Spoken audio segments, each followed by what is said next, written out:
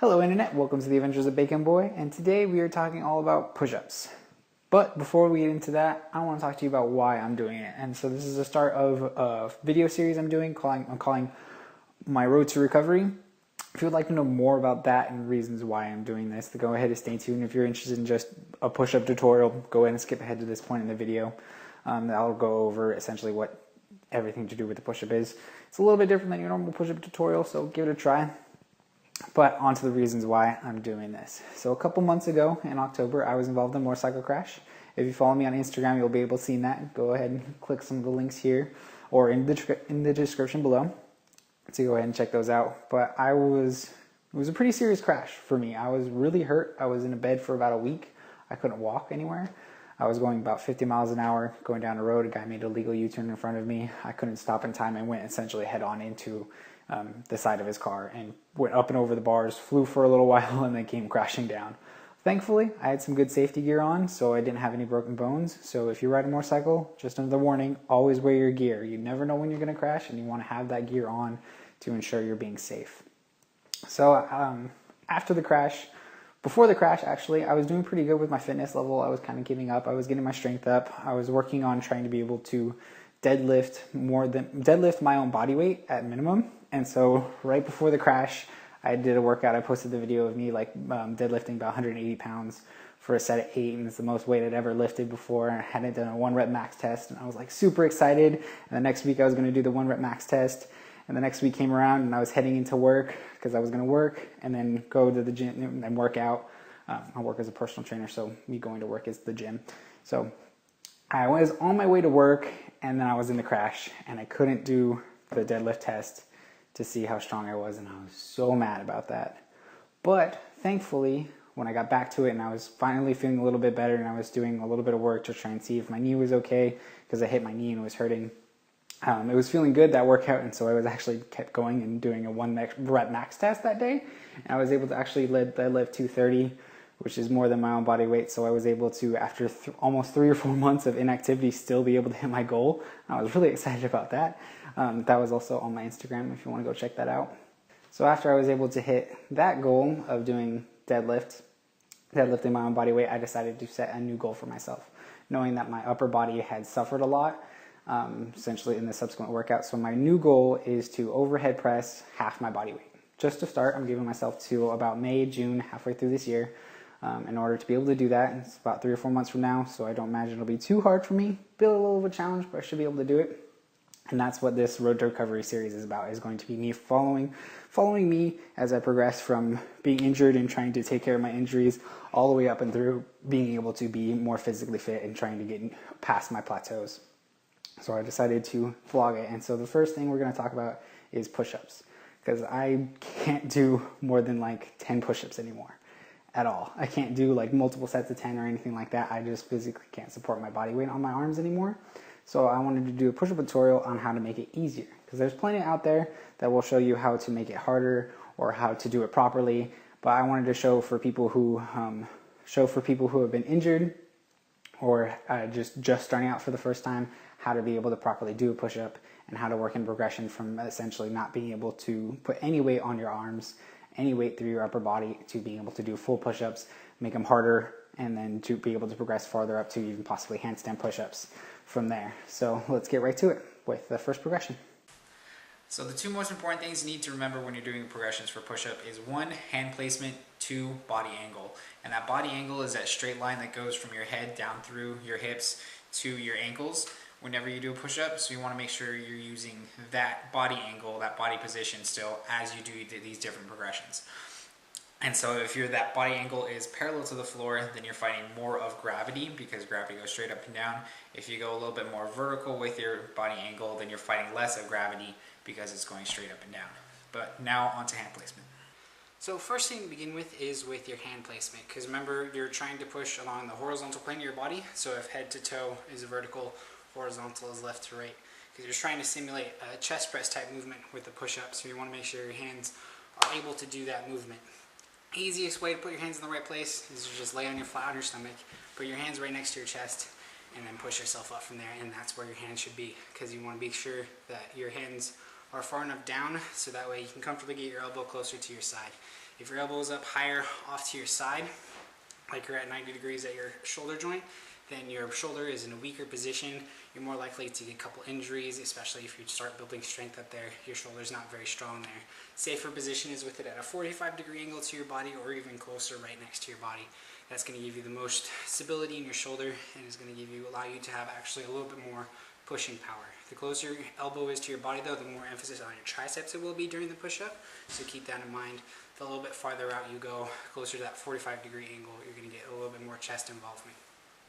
And since you're changing your body angle, if you go all the way up to vertical, where your shoulders are above your heads, then you're going to make it the easiest can be. So you need a wall. So again, make sure your hands are in that same placement and be leaning into the wall. So if you're not leaning into the wall, then you have no resistance. So if you're standing straight up, there's no resistance at the top. You can easily just kind of fall into it and push away. So you want to make sure you're leaning into the wall. Again, hands will have to go a little lower because you want to make sure you're still pushing straight in front of you. But again, just lower yourself down, chest high to your shoulders, push yourself back up. To make it harder, all you have to do is just kind of turn your hands out to the side. It'll make it easier on your wrist so it's not getting bent back all the way when you go down. But essentially, lower your hands, down, back up. Lower your hands, feet back, down, back up. Hands down, feet back, down, back up.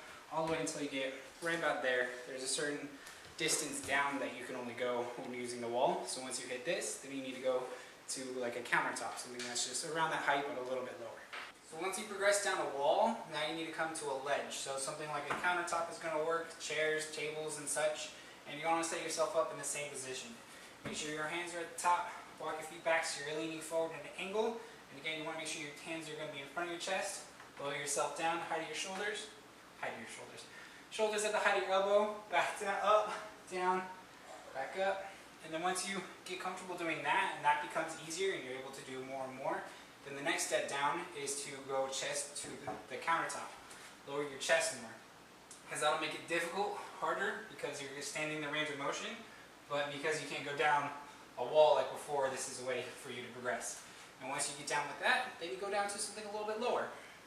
So something that's going to work really well is going to be a table, but you want to make sure you push it against a wall. Kind of like this, it's up against the wall back there, so it's not going to slide when you're leaning against it. And then just set yourself on the edge here, just like you would on the ledge on the countertop, and do the same thing.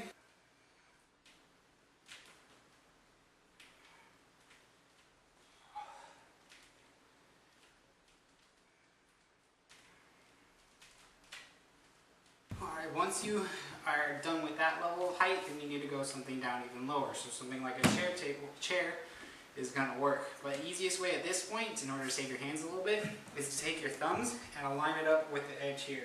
So put your thumb on the edge, put your hand down, thumb on the edge, and then hand down. That's going to help save your hands and wrists a little bit doing this way. And once your hands are set up, then you're going to start same progression, work yourself down. So start down, height of your elbows, back up, all the way down, back up, and then when you're feeling strong enough, go down chest two, and then bring yourself back up. It's going to be a lot harder, especially if you have a narrower chair, so try and get yourself as wide as you can on the chair to make it a little bit easier for you, a little bit more in that natural position with your hands. Alright, so let's say you don't have a chair available that's sturdy enough or wide enough for you to be able to comfortably do it, so something like a couch is going to work well. But you have to be aware of the cushions are going to dip in a little bit, so you either want to move them out of the way, or what I'm going to do, lift them up, put your hands down underneath to the more solid part, because if it's on the cushion, it's going to make it a little bit harder because that force you're going to be pushing through your hands is going to go every which way. But essentially, same thing, once you're here, go down, chest two, because that's about the height of my shoulders, down, and back up. This is about the level where I'm at right now because I'm a little tired, also been getting a little weaker. Like I said, this is something where I need to progress up. But once you're there, then you can go onto your knees once you're close enough, and then back to your feet when you're ready. Alright, so once you're at the height of your knees, this is where you start getting closer and closer to. The height where I was at just before is almost at the same body angle. So you want to begin, make sure you're just going through the correct progressions and maintain that straight line. This is where you start breaking out that straight line instead of going all the way through to your ankles. It changes and goes all the way through to your knees. So you need to set up, again, knees down, hands out in front. But again, lower your hips down so you're in that straight line going through your heads to your feet. And always, same progression. Down, side of your elbows, back up, chest, down. Once you're capable of there, then you want to move all the way down to chest to the floor. Chest to the floor, should lie flat. then push yourself back up to the top. Get yourself going through, and then once you're there, then it's really easy. Now you just get up onto your toes and stay at the height of your toes. This is kind of like the difference between knee push-ups and on your feet push-ups. Is like the difference between a full handstand push-up and that pike push-up that I mentioned earlier. Just because that body angle, that line, the body line that you have is changing the distance of how far it goes down your body, so you can maintain the angle of where you're pushing that force out. So now that you're able to do full push-ups, how do you make them harder? And it's the same thing, change that body angle. Once you get those feet up to the same height as your shoulders, you're parallel to the floor. And that's the hardest you can get a push-up without changing what muscle you're using, because the push-up is using a lot of your chest to push out straight in front of you. And so as soon as you start getting your feet higher than your shoulders, you change that angle from pushing in front of you to more slightly elevated, so it becomes more of like a inclined chest press kind of an angle, or even a shoulder press, because once you get those feet higher and higher and higher, then you'll get into more shoulder involvement, which is that handstand push-up. So build yourself up, get yourself through there, start getting up to that angle. You still want to maintain, use that chest a lot to do the push-up. Then once you're at that parallel angle, add weight to your shoulders. Because if the weight is onto your hips, it's more that force for that weight is pushing down on your hips, not where you're trying to push against, which is at your shoulders. So when you put it at your waist, it makes it more of a ab exercise of maintaining that straight line than it does increasing the resistance for that push-up. So make sure that weight is going on your shoulders. Something like a weighted vest is going to work really well, or if you take a backpack, cinch it down really tight so it's really high up on your shoulders. Fill it full of books or water bottles or something like that. If you have chains, it'll be really loud, but you can put them across your shoulders and lay them across and use them like that. But essentially, once you're at that height where your body is parallel to the floor, then you're at an angle of 0, so that's going to be the most amount of resistance you can get with just your body weight. And as you increase that angle, it becomes more of a shoulder dominant exercise because you're pressing more overhead than you are straight out in front of you. So I will do a video later on about getting that pike push-up and being able to do those overhead presses to handstand push-up as I get that strength up and I'm able to more properly demonstrate it for you. And like I said earlier, this is a series, so if you enjoyed and you want to watch more, go ahead and subscribe and then click that bell, and I will get you more videos out weekly. Other than that, if you enjoyed this video, leave a like, and have a good day.